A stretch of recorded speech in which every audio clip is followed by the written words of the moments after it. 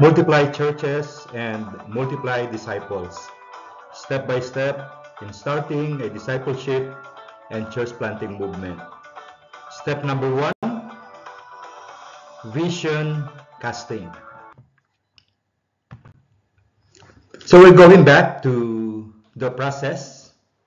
If we are going to multiply churches and multiply disciples, we need to cast the vision to our church, to the church leaders, and to the church members. So this is the complete process that we're going to do. The step number 1 is vision casting, and we'll end up in step number 10, the leadership development coaching. So what is the objective of this session? The objective is to inspire and mobilize church leaders and our church members toward fulfilling God's mandate, and also change the atmosphere of the church into an environment of Great Commission or kingdom culture. So in this first step, the pastor's responsibility is to cast the entire vision of the Great Commission in your churches. So why do we need to cast the vision of Great Commission, or why do we need to multiply churches and multiply disciples? First, because cults are growing faster in your barangay. So mapapansin nyo, ang mga kulto ay nagdadagsaan sa inyong mga barangay, at medyo nahuli tayo ng pag-ikot at winning our communities for the Lord Jesus Christ. Pangalawa, meron pong panawagan sa Isaiah 6 ang sinasabi doon, whom shall we send? Sabi na Isaiah, here I am, send me. So the heaven is calling whom to send in the harvest field. Nananawagan ang kalangitan. So are you willing to be a part of that? Pangalawa, merong call from hell. Yung mga kakilala at kaibigan, kamag-anak natin na nireject ang Ebanghelyo, nireject ang Panginoong Jesus, they are now suffering in hell, but they're still concerned with their relatives dito sa ibabaw ng mundo, and asking na sana merong magbigay ng warning sa kanilang mga kamag-anak. They're also concerned that we will not be able to spend our eternity in hell. Pangatlo, sa Acts 16, yung tinatawag na Macedonian Call, nanawagan ng maraming lugar sa ating bansa na gusto nilang marinig ang mabuting balita. Yung katulad kay San Pablo na naginip siya, at yung mga taga-Macedonia ay nanawagan na siya ay pumunta at ipahayag ang mabuting balita.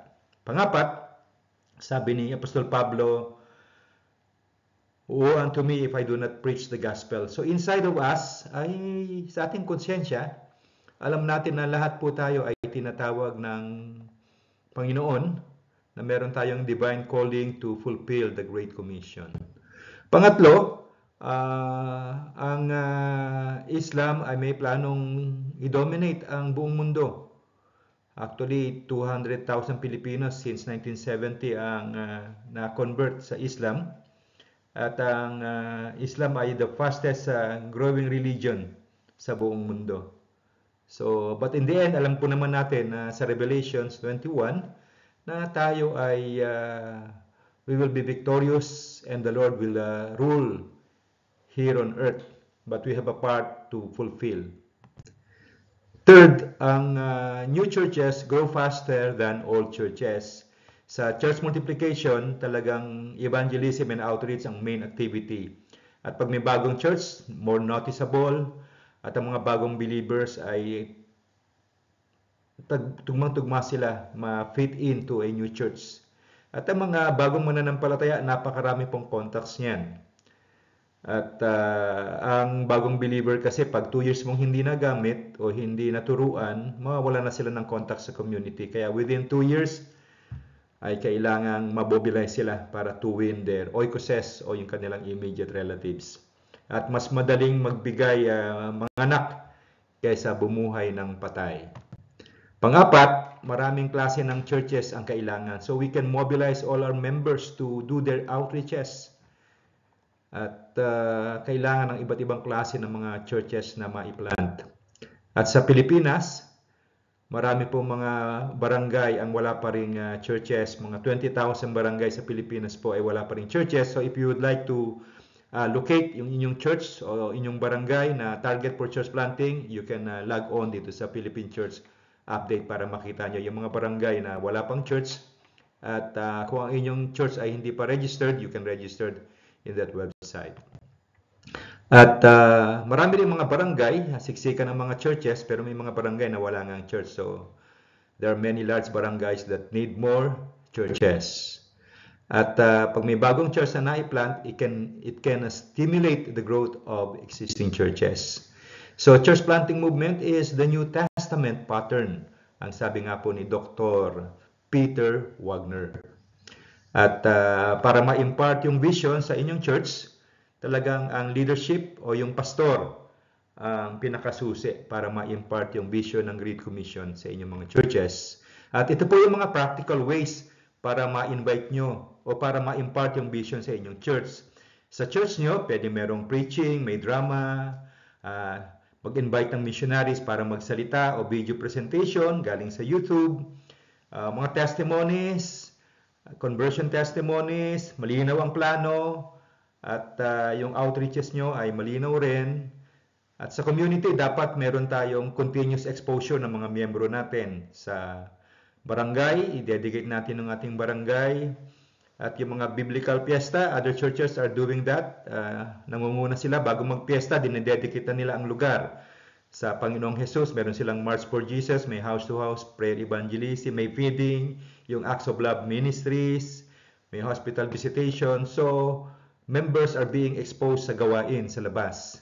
At sa mga bahay, dapat din po ang vision ay ma-cast sa ating mga bahay. So, yung mga anak nyo, imbis na kung ano-ano pinapanood, you need to watch the missionaries movies doon sa YouTube as a family, o meron tayong Operation World Prayer, panalangin, o yung mga verses i-print natin lagay sa pader ng bahay, mga memory verses o YouTube testimonies, ilista yung inyong mga kamag-anak at ipanalangin na hindi pa naboborn again, at gumawa tayo ng mga activities para mag-outreach sa ating mga kakilala at kamag-anak. Yung mga conversion testimonies, mag-practice din ang bawat family member. Sa workplace, pwede rin mag-pray sa co-workers, mag-pray sa company, pray for the needs, etc. So, in conclusion, by emphasizing the biblical foundation, sharing inspirational stories, outlining practical steps, and encouraging commitment, church leaders and members will be inspired and mobilized to actively participate in fulfilling the Great Commission. So the vision casting will create a unified, motivated, and missional culture church dedicated to making disciples of all nations. So yun po ang first step. I-cast natin ang vision sa ating church, i-mobilize natin ang buong church para ang atmosphere po ay mag-iba. Maririnig nila, makikita nila, mararamdaman nila na ang church natin ay Great Commission. At ang mga miyembro po kasi ay lalago lang yan. Pagka naturuan silang lumabas, mag-outreach, ma-train sila. So let's change the atmosphere, the DNA of church into a Great Commission, Kingdom Culture DNA. Amen.